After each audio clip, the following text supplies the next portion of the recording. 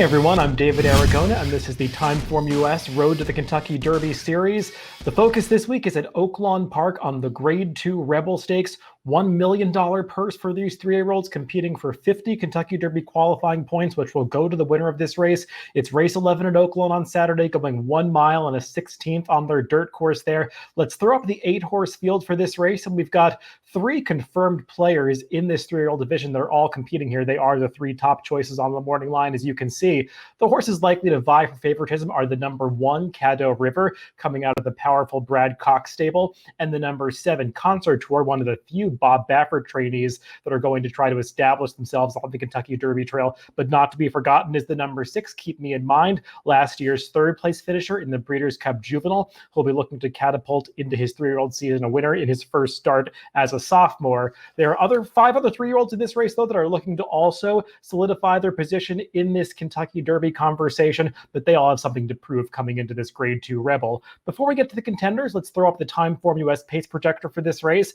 and there does appear to be quite a bit of speed signed on, led by those 2 morning line favorites, the number 1, Caddo River, and the number 7, Concert Tour. Caddo River is coming off 2 gate-to-wire victories, and Concert Tour will be making his first start around 2 turns. He's been forwardly placed in both prior starts sprinting, so you'd have to think that he'll be close to the front end from his outside post position. But the number 2, Big Lake, has shown tactical speed, as has the number 4, Get Her Number. Some others figured to be close to the pace as well, so if they do really heat it up on the front end, that would set it up and benefit the most. The number 6, Keep Me in Mind, who is that 3rd choice on the morning line. He's a deep closer, really the only confirmed closer in this field, so if they do go fast up front, Keep Me in Mind could be the greatest beneficiary.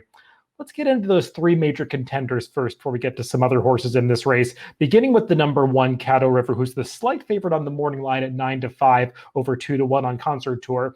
Caddo River is coming off a visually impressive score in the Smarty Jones, one of the preps earlier in the season at Oaklawn Park. Let's take a look at that last race where he won by over 10 lengths over an overmatched field. There was nobody else in this race that was anywhere near Caddo River's quality, so he won this race with great ease as the 3-5 choice.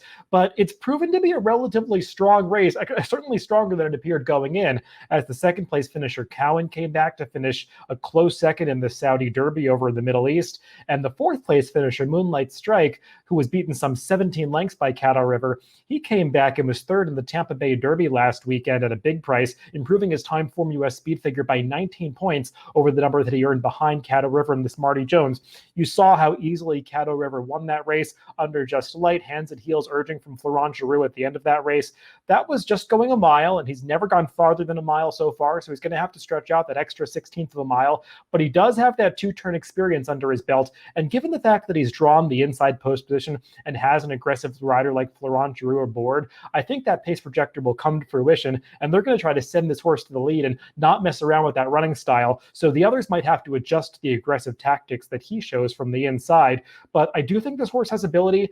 Make no mistake, he's going to have to run a faster speed figure than he has in his prior starts. The 106 that he got last time out in the Smarty Jones, not quite going to cut it here against a tougher field, but I do think he has further improvement in him, going all the way back to that 2nd start of his 2-year-old season when he ran that 108 TimeformUS speed figure, surviving a pretty fast pace and beating Greatest Honor, who has also established himself as a top contender on this Kentucky Derby trail. I think based on that good effort 2nd time out, Caddo River still does have room to improve, even though it looks like his figures have plateaued a little bit. I think he's up to rising to the challenge here, so he's going to be a dangerous horse as the favorite in this Rebel Stakes.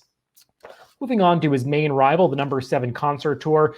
This horse arguably has the most questions to answer out of those 3 favorites because he's never gone the 2 turns before, he's never tried a route distance before, and he's got a ship outside of his California base for the first time. But this horse has shown a lot of talent at his first 2 starts. You see those 2 TimeformUS speed figures of 117 and 113, the latter of which he earned last time out in the Grade 2 San Vicente. Let's take a look at the stretch run of that race where he's battling his stablemate Freedom Fighter.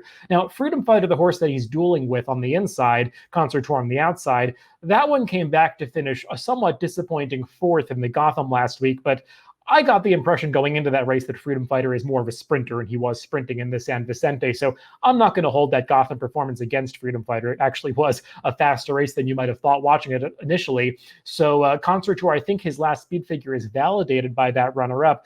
The big question for Concert Tour is the same question that Freedom Fighter had to answer last week. The stretch out in distance. Personally, I'm not sure that this horse is ultimately going to turn out to be a 1.25 mile Kentucky Derby kind of runner. I know some people are very high on this horse as a potential Triple Crown candidate.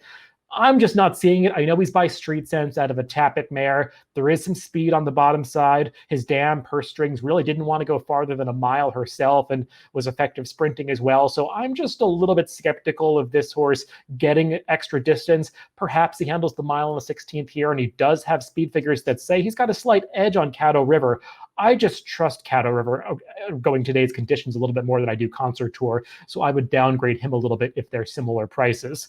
I certainly wouldn't downgrade the third horse we're going to talk about. That's the number 6, Keep Me in Mind. And when we're talking about the TimeformUS pace projector, he was the one who stood to benefit from a fast pace more than anybody else. And he certainly benefited from a fast pace when he got his toughest test as a 2-year-old in the Breeders' Cup Juvenile. Let's take a look at the stretch run of that race. That's 2 back for Keep Me in Mind when he got up for 3rd behind the 2-year-old champion Essential Quality. Keep Me in Mind was far, far back in the early going of this race. Last of a 14-horse field. He made good progress on the far turn to get up into mid-pack by the time they got to the quarter pole. And you see him here closing on best of all at the end of this race to just get up for 3rd, passing Jackie's Warrior at the end and getting to the top 2 finishers at the very late stages of that race.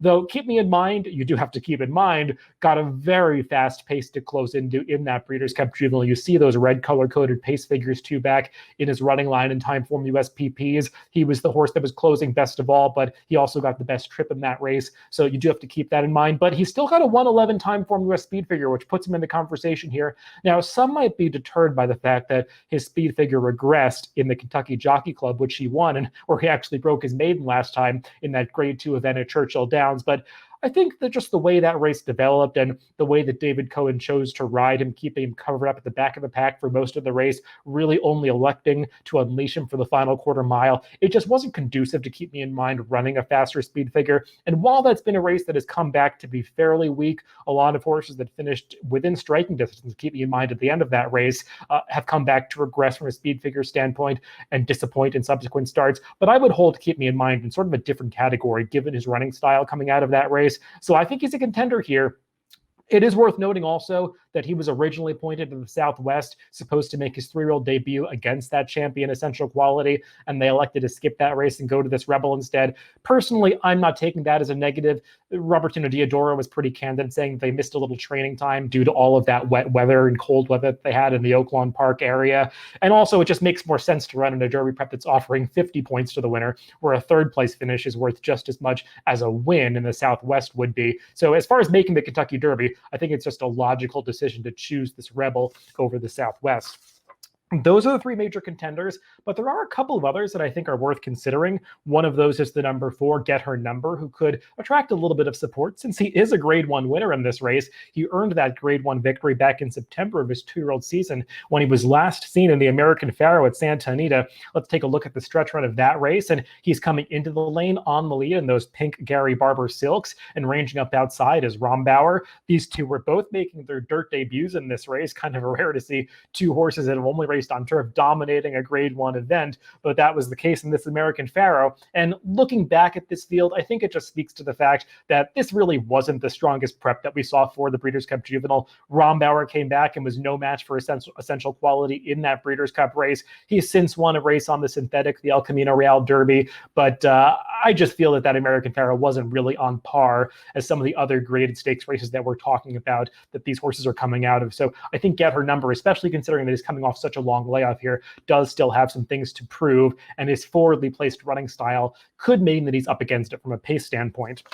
One other horse that you might want to consider at a price is the number 2, Big Lake, one of 2 Steve Asmussen runners in here. He's the bigger price on the morning line of the 2 Steve Asmussen horses, but I think he's the one you probably do prefer, especially given that his main go-to rider, Ricardo Santana, has gotten on this one over the other horse, Superstock. And Big Lake, he's just a horse that seems to have really improved since they stretched him out in distance around 2 turns. Not a big surprise, given that he's a son of American Pharoah. He looked pretty good winning his maiden 2 back at Fairgrounds, but his last race at Fairgrounds was pretty impressive. He showed a nice turn of foot at the top of that long stretch to open up a big lead by the time they got to the 8th pole. That margin was cut down late, but the runner-up in that race to Feeder seems like a very talented horse for Tom Amoss, so I'm not going to really hold it against Big Lake that he was fading or the margin was being chipped away at the end of that race because I think he was finishing and the runner-up was just finishing much better than he was. It's still a big test for Big Lake to move into graded stakes company for the first time. But remember, that 107 TimeformUS speed figure stacks up very favorably against horses like Caddo River and Keep Me in Mind. So he might be one that you want to insert into the conversation here. I picked him fourth because I think that the top three are pretty formidable in this race, but he would be the one other horse outside of those top three that I think you could take a look at a price in this race. We'll throw out my top picks for this grade 2 Rebel, and you see that I put the number 1 Caddo River on top. Nothing too clever from me picking the morning line favorite. I've just been a fan of this horse, as I said, going all the way back to his 2-year-old season. Brad Cox is bringing him along slowly, and while this is a big class test for Caddo River, I think he's going to get the right trip, and I think he's going to be up to the challenge. I put the number 6 Keep Me in Mind second, just trying to get a little bit of value underneath, as I think the number 7 Concert Tour is likely to be either the favorite or the second choice in this race. As I said, I'm just a little bit skeptical about the distance for Concert Tour, and I think Keep Me in Mind is going to get the right setup coming from off the pace. So it's the number 1 Caddo River for me in the grade 2 Rebel on Saturday at Oaklawn Park.